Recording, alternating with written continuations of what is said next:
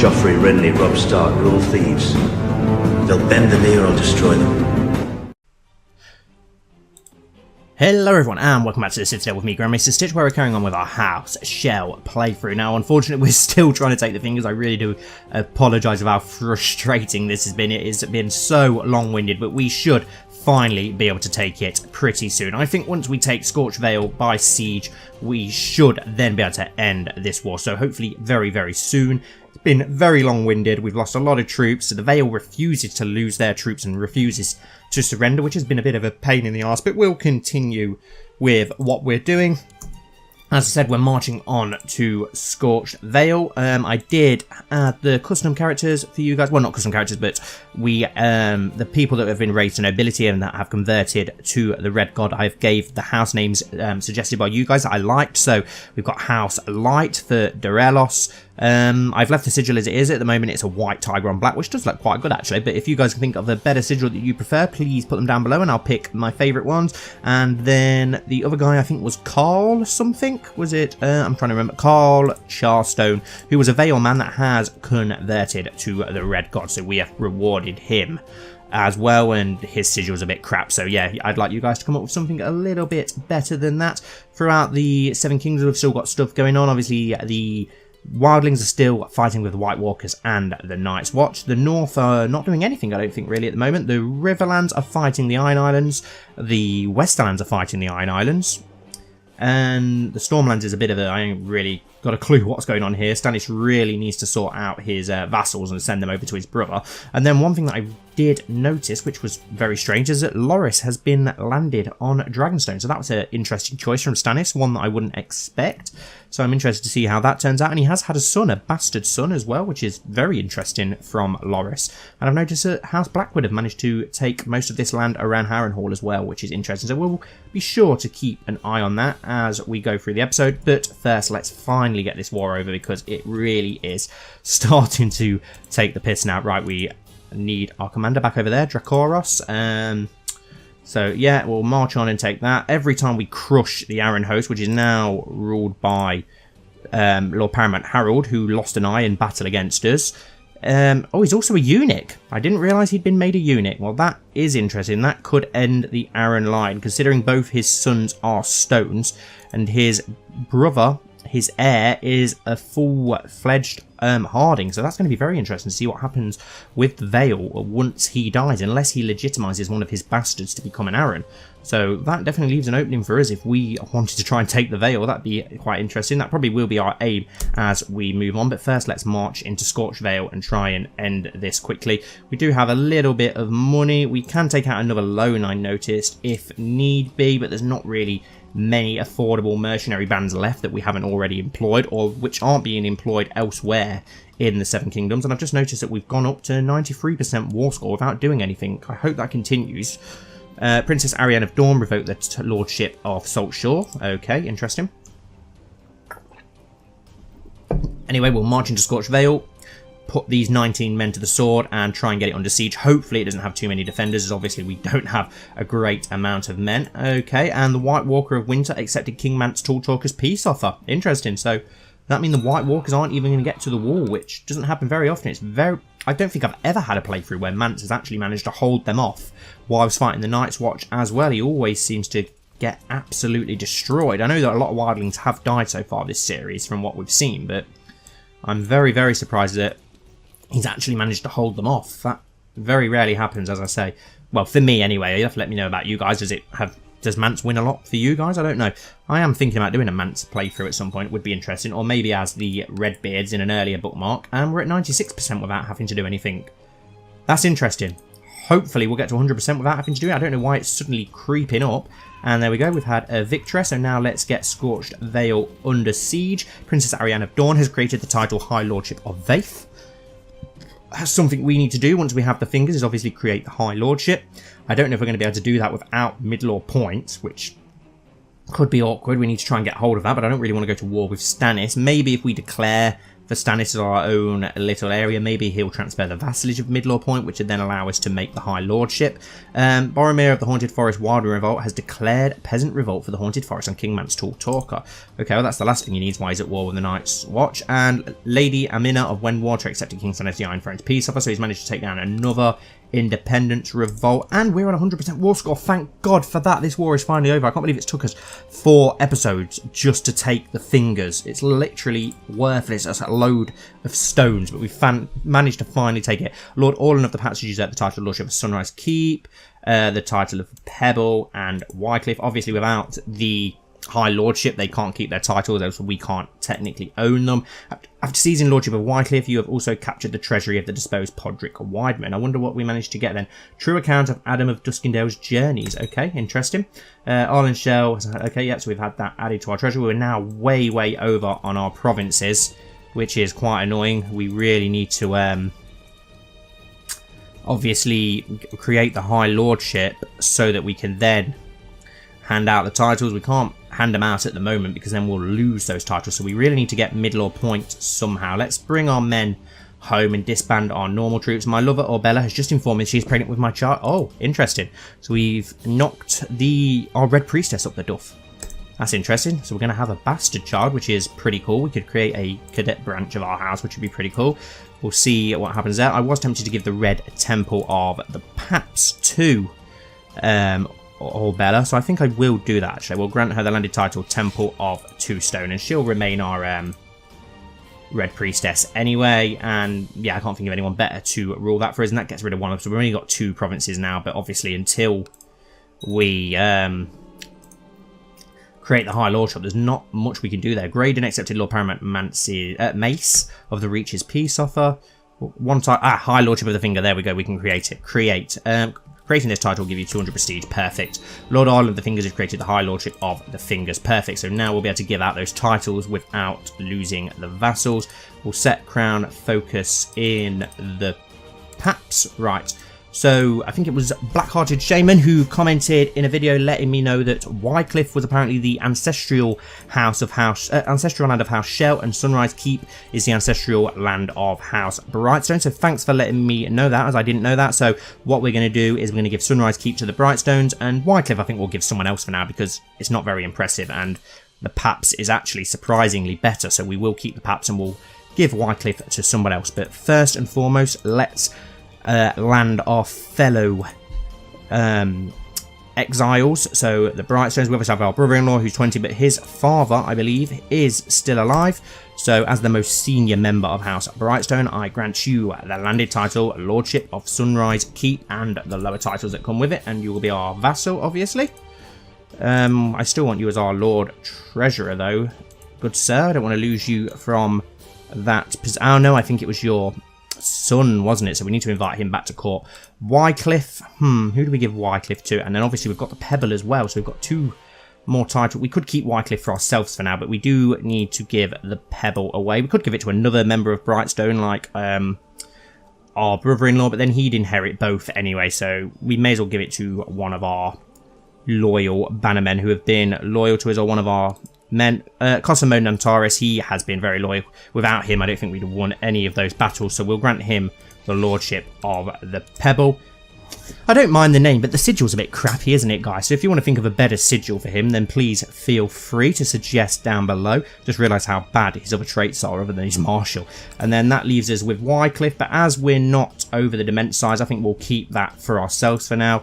And our treasurer is Isle. Can you collect taxes, please, just for now?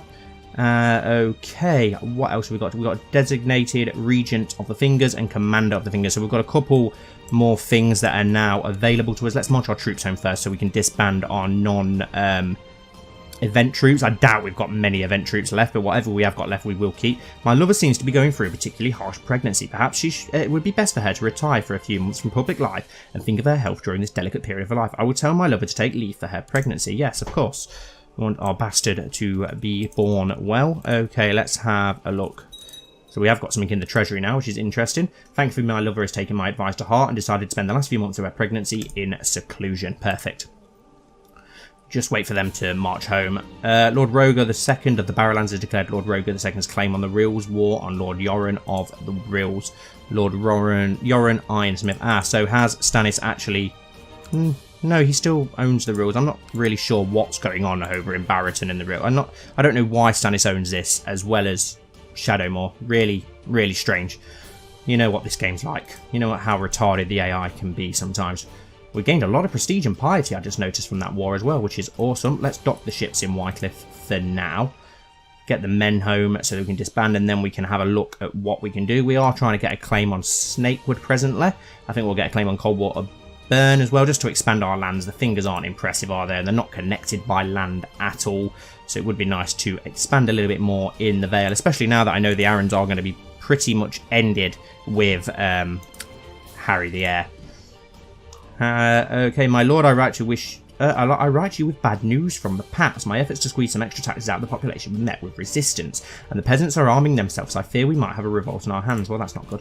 Right, let's have a look what we've got here then. So, split off special troops, split off mercenaries, split off events, split off mercenaries. Okay, which ones are which? Army of Lord Cosimo and Army of Lord Arlen. We're not going to really have many men, are we? So I don't really want to lose you. Then again, I don't think our mercenaries are costing us that much money. So maybe we'd be better off actually just keeping them anyway. Right, so that's a different one. What about the other army? Is this the one that's... Aha! So split off, event spawned. Okay, so that means that the army of Lord Arlen is the mercenaries. So we will disband that army. And then these we will split off the event spawned troops. Which ones are which? I have no idea. Let's disband this unit, and these look like to be our event spawned troops.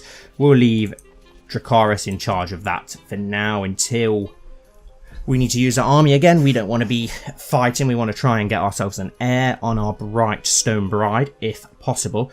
Now that that is done, can we swear fealty to Stannis? Yes, we can. So that's good. That is one of the things we said we do. We can declare war on him to claim Midlore Point, but no, we want to swear fealty. Then I'm worried that if we swear fealty to him, will he transfer the vassalage of us over to Harry the Heir? I don't want that to happen. Then again, it wouldn't be the worst thing, because then we could expand into the Vale easier, because when we try and expand and attack the Corbrays or the Cold Waters, etc., we can do that without the whole Vale getting involved, so it's probably a win-win situation either way. So yes, we will swear fealty to Stannis for now. Let's see if there's anything else that we can do. We can call our court out of hiding, so we'll do that. We have a little bit of money. We can take out another loan. I can't remember repaying the loan, so I don't know what's gone on there. We have a couple of minor titles. We need a new designated regent. We'll go with Osfrid Brightstone. We need a Master of the Hunt. We'll go with Edwin Pyre, Cupbearer. Someone we can trust, so we'll go with Lord Brightstone yet again. And now we've got room for 2 more commanders, which is awesome, as we've got some pretty decent ones. Well, we did have some decent ones. They seem to have disappeared. Okay, we'll go with Edwin Pyre. We haven't really got anyone, have we? None of them are that good. We've got a couple of imbeciles in our court, I've noticed. Let's go with Lord Osfrid, and I thought we had another better commander than that, but we'll leave that for now then until we can find a better commander. We could probably hire one or invite one from somewhere. I'm really hoping that he does transfer Midlore Point over to us. Lord Titus the Gallant has inherited Castle of Widow's Tower from Laurent of Widow's Tower. The Blackwoods are inheriting a lot of land, which is pretty interesting to keep an eye on. Right, let's see if let's see what Stannis is going to say. Lady Falsey of Rosby accepted King Stannis of the Iron Throne's peace offer. Perfect. If he doesn't transfer us it, I think I'll probably just force him to do so, because it's pretty annoying that we don't have it, and he really needs to sort out some of his vassalages, just because the Border Gores really upset him. I hate the Border Gore. The fact that Renly doesn't own most of the Stormlands for some reason as well, by the looks of it, is quite annoying. And another thing that I noticed that was very strange, how we said in the previous episode that he had given away Robert's Warhammer. The person he's given Robert's Warhammer to was Melisandre, who's not in his court at the moment for whatever reason. I don't know why. But yeah, he's given Robert's Warhammer to her for some strange reason. Who knows why? But yeah, let's carry on getting our claim so that we can start expanding. It's still taking a while. Have we swore fealty to him? Okay, he's waiting 3 more days until that happens. Sorry if you can hear my dogs barking. I don't know what this getting set off by. They get set off by anything. Your wisdom and mercy are legendary. I accept you as my vassal. Henceforth, you will enjoy my protection as your liege lord. Okay. Now, do you fancy transferring me the vassalage of Midlaw Point, please? I wonder if I can ask for it. Can you ask for it? Transfer vassalage. No, we can give him one of ours, but he can't. Hopefully he'll give it to us anyway. We can declare war on him, obviously, to try and get it, or to go for independence, but we don't want to do that once we've already done it. He is at war. Who's he at war with? He's at war with the High Septon. It's 100%. But that would be a really good war to join in. Oh no, he's got an independence. Yeah, independence. Or even though he's already won, we'll offer anyway, because it might make him like us a little bit more. I wonder if he'll allow us to take his son on as a ward, considering we do worship R'hllor. No, I didn't think he would. Never mind. Maybe when the war's over, we can try again. We do have our event troops. We'll keep them raised at all times. For now, I really hope he transfers us this vassalage, just to give us that bit more land and a little bit more income. To the learned holy warrior Arlen, your wisdom and mercy are legendary. I gladly accept your offer of assistance in my war. Let our enemies tremble. Oh, and that they will, Stannis. That they will. I'm going to love being a vassal to the one true king. It's a shame that he had already given away Dragonstone. He could have given it to us. King Stannis of the Iron Throne has transferred the vassalage of Lord Pattaya Littlefinger to Lord Arlen of the Fingers. I just realised I said Pattaya again. I blame Roy de Treese for that. If you've listened to the audiobooks, you'll understand. King Stannis of the Iron Throne has inherited High Lordship of the Parchments and other titles from Lord Ormond of the Parchments. Okay. To all subjects of King Stannis, the inheritance of the High Lordship of Parchments has been thrown into question after the untimely death of Lord Ormond Penrose. He left no clear heir, so I hereby name Ellis of Gallowsgrey as his lawful heir. Okay, but at least now we have our new, and I've just realised what that means. That means that we now have Littlefinger as a vassal, which means we could have a very, very, very, very, very good Master of Laws, or a very good Spy Master, or a very good Treasurer. What is his? So he's got 19 Diplomacy, 31 Stewardship, 32 Intrigue. Oh, what would be the best way to use Littlefinger? I think I'll leave that up to you guys to decide. Why don't you guys decide what we should do with Littlefinger? Obviously, he's a very, very good... Oh god, I've just made him my diplomat. I didn't mean to do that. We'll leave him as that for now. But yeah, what do you guys think we should do with Littlefinger? We'll use him for that for now.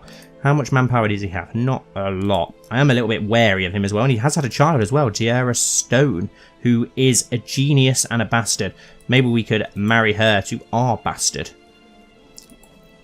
Can we assign Guardian? Can we take her on as our own? No, I didn't think he'd allow us because of our religious differences. Oh, that's a point as well. We can now send our Red Priestess to convert other people. We'll send her to Sunrise Keep first, considering they have a R'hllor worshipping lord, so hopefully it'll be a little bit easier to do so. I'm glad that he hasn't transferred our vassalage to the Vale.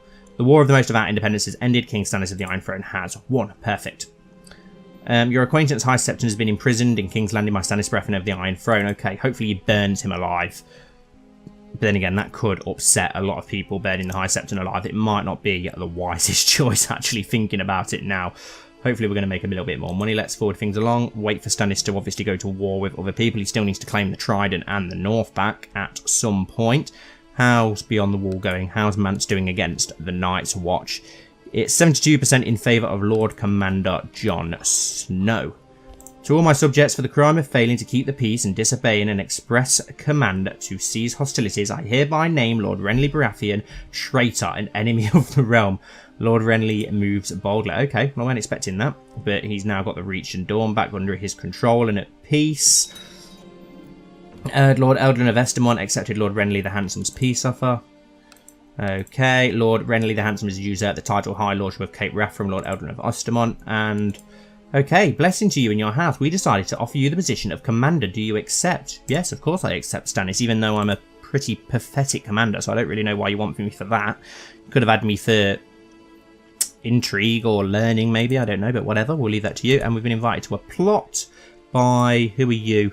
Lady Jenna of Bonewatch. May you live in harmony contentment. We would like you to back our plot to kill Stannis of the Iron Throne. Well, no, we're going to decline that, aren't we, of course. Is there anything else we can do with Stannis? Not really at the moment. I'm just going to wait for our bastard to hopefully be born pretty soon, and we can see what he's going to turn out like. I hope it's a son, so at least then we have someone. King Stannis of the Iron Throne has revoked the High Lordship of Rosby from Lord Falsey of Stokeworth. Okay, I wonder who he'll give that to. To the Magnificent Lord Arlen, peace be with you. We'd like you to back our plot to kill Lord Denley of Blackwater Rush. And that's Melisandre asking me to do that. So, okay, yeah, I'll back your plot. If it's for the Red God, then I will do so. Septon Glendon of Bronsgate ransoms Septon Glendon from the clutches of King Stannis of the Iron Throne. These men are annoying me to sit in there, so I'm just going to embark them on the ships and keep them on the ships. There we go, that looks better. Obviously, we've got our own lands here. Anyway, I really want to try and expand further into the Vale. So the Vale is now under Stannis' control as well. They've bent the knee, so it's literally just the Riverlands in the north that he is going to need to try and take at some point. Be interesting to see how quickly he does that. Stannis is always very rash on the game, which never makes sense really, because Stannis is obviously very calculated and very clever when it comes to knowing what he's doing. Yet another morning when I wake up feeling as tired as when I went to bed. I should do something about my listless mind. Perhaps I need to spend some time alone. Seclude myself in prayer and meditation. I'll get over it eventually. We'll get over it eventually. We want to get ourselves a son before we do that. How is our wife? She's got a decent opinion of us. Master Helmet of Torrens Square ransomed Serena from the clutches of King Stannis. Okay. Pretty much waiting. I wonder how long it will be until our bastard is born. It can't be too long, surely. King Stannis of the Iron Throne revoked the High Lordship of Wendwater from Lord Amina of Bronsgate.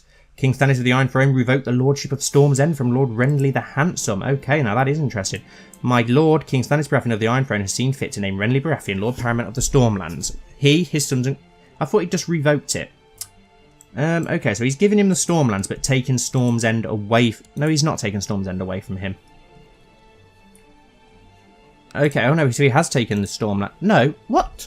I'm not really sure what's going on here. So, Renly's moved to Blackhaven for some reason. And he owns Storm's End still, but he's moved the capital.